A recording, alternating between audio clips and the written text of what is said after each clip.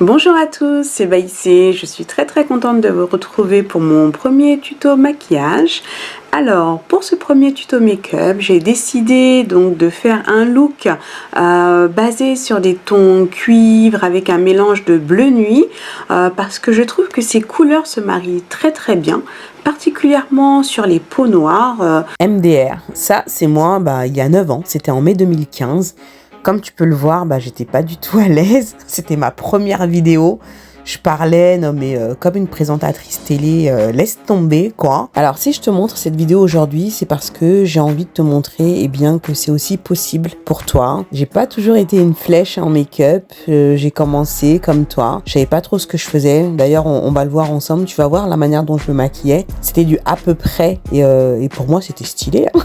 Enfin, je savais que c'était pas le top du top, mais bon, j'étais quand même contente du résultat. Bon, après, avec le recul, tu te rends compte que c'était pas trop ça, quoi. Mais c'est pas grave, ça m'a pas empêché de poster cette vidéo, de faire des vidéos pour toi, de t'apprendre, de partager avec toi ce que j'ai appris, en fait, ce que j'apprenais, parce que j'étais moi aussi sur mon chemin. Oui, c'est possible aussi pour toi. Tu peux devenir ta propre make-up artiste si tu le décides. Alors, si tu l'as vraiment décidé, j'organise la semaine prochaine, le mardi 4 et le mercredi 5 juin, un atelier totalement gratuit.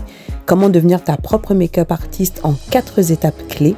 Ce sera en live sur ma chaîne YouTube. Je t'encourage vivement à assister à cet atelier gratuit. Je vais t'apporter beaucoup de valeur et si vraiment tu es décidé, ça va vraiment changer le game pour toi. Alors je te conseille vivement de t'inscrire à l'atelier pour vraiment en tirer le maximum. De cette manière, je vais t'envoyer des workbooks qui vont te permettre de préparer cet atelier et de cette manière, tu vas encore mieux assimiler l'information et je te préviendrai également avant chaque live pour être sûr que tu ne rates rien du tout. Et tu auras également des lives bonus. On va se retrouver également en live le jeudi, le vendredi et le dimanche. Et ouais, la semaine prochaine va être intense, en tout cas au moment où tu regardes cette vidéo. Donc note-le bien dans ton agenda. Je t'ai mis le lien en description. Vas-y, inscris-toi absolument à cet atelier. Ça va être génial. C'est parti, on va donc décrypter mon premier tuto make-up.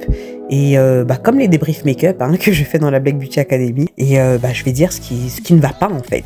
Je vais me corriger moi-même avec beaucoup de bienveillance, bien sûr, toujours. Et c'est parti.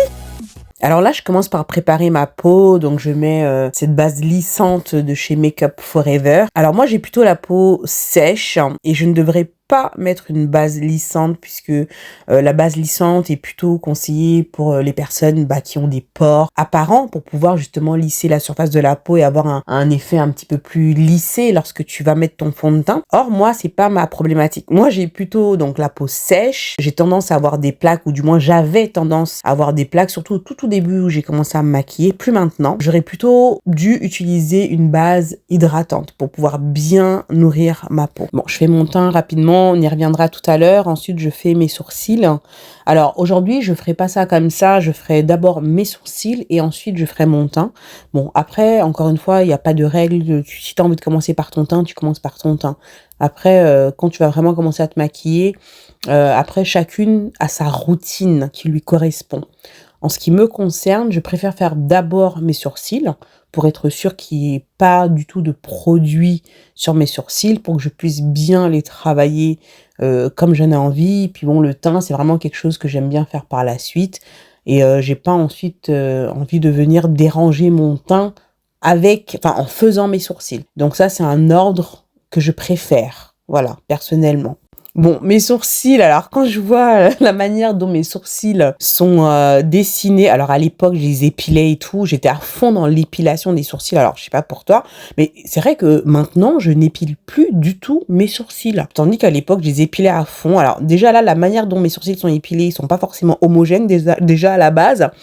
Alors maintenant pour les tracer, même quand tu me vois faire, tu vois que je sais pas trop en fait comment les dessiner. Donc j'essaye de suivre à peu près, si tu veux, la forme naturelle des sourcils. Je remplis, tu vois, avec ce crayon, du coup, on a quelque chose qui est plutôt foncé. Aujourd'hui, je ne les fais plus aussi foncés, mes sourcils, mais je tends quand même à faire quelque chose de beaucoup plus naturel. J'aime bien faire la technique du soap brow. Vraiment, je vais les plaquer et je vais à peine les remplir, juste mimiquer, si tu veux, les poils. Même quand tu vois mon geste, tu vois, où je vais le faire comme ça, en redéfinir avec l'anti-cerne en un seul seul trait. Aujourd'hui, je ferai pas comme ça. Même toi, je te conseillerais pas de faire comme ça, mais plutôt de le faire au fur et à mesure pour pouvoir mieux contrôler justement ton tracé. Tu vois, même là, je suis en train de poudrer, tu vois, mon anti-cerne là avec mon pinceau. Mais même quand je regarde mes gestes, on voit vraiment que j'ai pas l'habitude, quoi. C'est de l'entraînement, hein. Si tu participes à l'atelier, bon, on en parlera de toute façon. Là, je suis dans la compétence consciente. Ce qui veut dire que j'ai besoin de réfléchir à chacun de mes gestes parce que je suis encore en train d'assimiler l'information. Voilà, on n'est pas encore à la compétence inconsciente qui est le pilote automatique où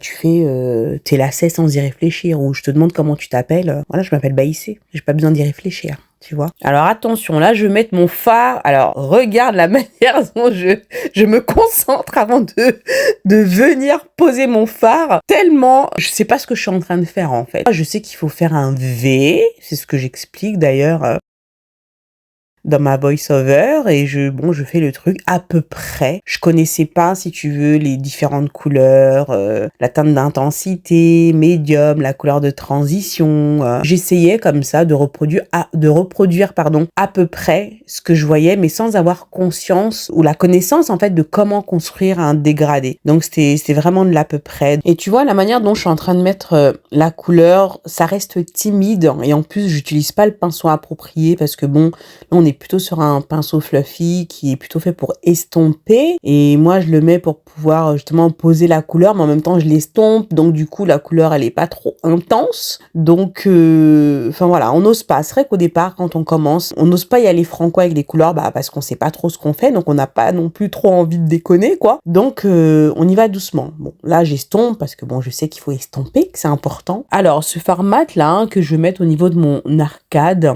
donc là, je le commence à la naissance là de mes sourcils, je le mets sur tout le long, et regarde-moi ce gros trait, on va dire blanc là, que l'on voit. Alors que bon, aujourd'hui, je vais plutôt le rajouter seulement qu'au niveau externe et pas sur tout le long. Alors ensuite, je vais utiliser ce stick là, c'est un fard à paupières crème que je vais mettre en centre, comme base, c'est ce que je voulais faire, mais tu vois, mon application, elle est timide. Regarde là où je m'arrête, tu vois, j'ose pas monter plus haut. Et souvent, c'est vrai que quand vous débutez en make-up, vous avez du mal vraiment à prendre l'espace qu'il y a au niveau de votre paupière mobile. Tu vois, je reste en dessous de mon pli paupière parce que je sais pas que je peux monter plus haut. Tu vois, donc la couleur, je la mets juste en dessous. Et c'est également là que je vais mettre le fard par-dessus. Et tu verras que je vais pas monter plus haut alors que je peux monter plus haut pour prendre encore plus de place. Mais j'y vais très timidement. Voilà, je viens estomper. Et pour moi, là, déjà, je me dis, c'est déjà beaucoup, hein. Donc, il faut y aller, quoi. Tu peux monter plus, prends plus de place, quoi. Ma petite touche de lumière. Ah, depuis le début, je mettais ça. Ah, ça, c'est resté, hein, ma petite touche de lumière, là. Donc là, je vais venir mettre l'anti-cerne. Je le mets avec un gros pinceau à fond de teint. Donc, pareil, tu vois, mes gestes sont un petit peu hésitants. Je fais ce fameux triangle à l'époque. Tu te rappelles quand on mettait de l'anti-cerne, c'est ce qu'on faisait. En tout cas, c'est ce que je voyais. Donc, moi aussi, je voulais faire la même chose. Et tout à l'heure, je te disais par rapport au teint, tu vois, j'ai mis le fond de teint. Mais la manière dont je l'ai appliqué avec le pinceau, la couvrance, et on est plutôt sur de la couvrance légère. Donc, j'ai pas vraiment couvert mes zones d'hyperpigmentation. Là, l'éponge, je l'utilise, mais je me rends compte que, en fait, je l'ai pas mouillé, immergé dans l'eau. Je mets un petit peu de pchit là par-dessus, mais je l'ai pas mouillé l'éponge. Je l'ai pas imbibé d'eau. C'est vrai qu'au départ, l'éponge, voilà, je savais pas qu'il fallait l'imbiber d'eau. Voilà, j'utilise mon pinceau blush pour pouvoir fixer mon anti-cerne. Bon, là, je mets un petit coup d'eyeliner, du coup, je pense pour camoufler la bande de mes faux cils. Mais tu vois comment je fais ça? Tu vois mes gestes? Là, c'est un petit peu difficile là pour moi, mais bon, voilà, on s'accroche. Donc, tu vois, ça m'a pas empêché de poster la vidéo, hein, même si j'étais pas encore au top du top. Comme quoi, t'as pas besoin que tout soit parfait, hein, avant de te lancer. Lance-toi seulement. Donc là, genre, je viens faire le contouring du nez. Bon, tu vois, j'ai mis pas mal de poudre là. Et quand tu regardes, tu vois, j'ai pas bien estompé. Tu vois, le trait est vraiment assez marqué. Donc, j'aurais dû estomper davantage pour pas que ce soit aussi marqué. Donc, je mets mon blush et tout. Bon, ça va. Dès qu'on met un peu de blush, tu vois, tout de suite, ça donne un effet de bonne mine que j'aime beaucoup. Donc, je vais mettre de l'highlighter. Donc, tu vois, le pinceau avec lequel j'ai mis l'highlighter, ça va pas du tout, hein. Beaucoup trop gros, le pinceau. Je crois que c'est un pinceau blush, hein, avec lequel j'ai mis l'highlighter. Aussi, au niveau du nez, tu vois, avec mon doigt, le gros trait d'highlighter sur le nez. Bon, là, je le fais au pinceau quand même et je le mets plus seulement au niveau du bout du nez. Alors ensuite, là, je vais faire cette technique-là qu'on appelle le buffing. Je le fais plus aujourd'hui, mais des fois, je me dis, bah, je devrais peut-être parce que grâce au buffing, tu vois, là, malgré que j'ai mis l'highlighter qui est plutôt présent, c'est une technique, je sais plus, c'était une blogueuse à l'époque qui avait montré cette technique, elle avait fait un carton où une fois que tu as mis ton blush et tout le tralala, tu prends de la poudre et tu viens comme ça avec un pinceau kabuki repasser sur tout le visage et du coup, et ça vient tout lisser, ça vient tout... si tu veux, il y a tout qui s'estompe, le blush, le contour, l'highlight, tu vois pas là où ça commence, là où ça finit. Et voilà, bah écoute, j'ai l'air satisfaite de mon teint. Ensuite, je viens mettre mon rouge à lèvres. Donc, je mets ce crayon. D'ailleurs, je me dis, tiens, il est pas mal ce crayon de chez Barry M. C'est une marque anglaise. Ce rouge à lèvres de chez MAC.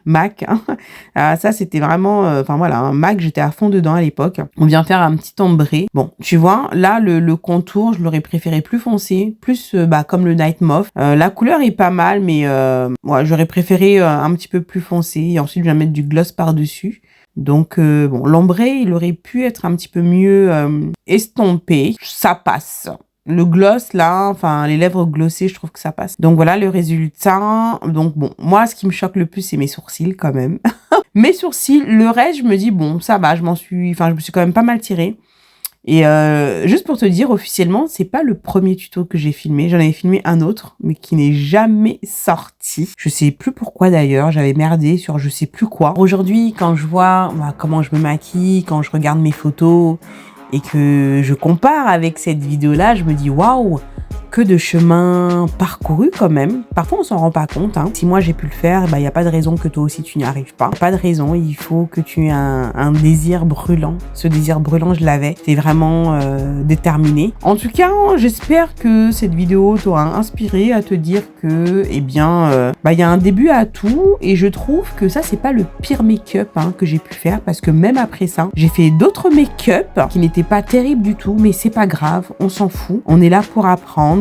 Ne cherche pas à ce que tout soit parfait du premier coup, ça ne le sera jamais. Il faut tester, il faut expérimenter. Il n'y a que comme ça que tu vas y arriver. Il ne faut pas se décourager. Après, oui, bien sûr, il y a des choses à mettre en place pour que ce soit encore plus efficace. D'ailleurs, c'est ce que je vais t'expliquer pendant l'atelier qu'on va faire ensemble la semaine prochaine, en tout cas à l'heure où tu regardes cette vidéo. Donc, je t'encourage vraiment, vraiment, vraiment à venir participer à l'atelier. Donc, comment devenir ta propre make-up artiste en 4 étapes clés. Ce sont des étapes qui sont très importantes que j'ai clairement identifiées pour que tu puisses devenir ta propre make-up artiste. Donc vas-y, je t'ai mis le lien en description. Inscris-toi. Et moi, je me ferai un plaisir de pouvoir échanger en direct avec toi la semaine prochaine. J'espère que cette vidéo t'a plu. J'espère que ça va t'encourager. Je voulais vraiment te dire que c'était possible et si vraiment, vraiment tu as envie, il n'y a aucune raison que tu n'y arrives pas. Tu dois juste le décider. Voilà. Merci encore d'avoir regardé cette vidéo. Moi, je te fais plein de gros bisous. Prends soin de toi et je te dis à très bientôt pour la prochaine vidéo.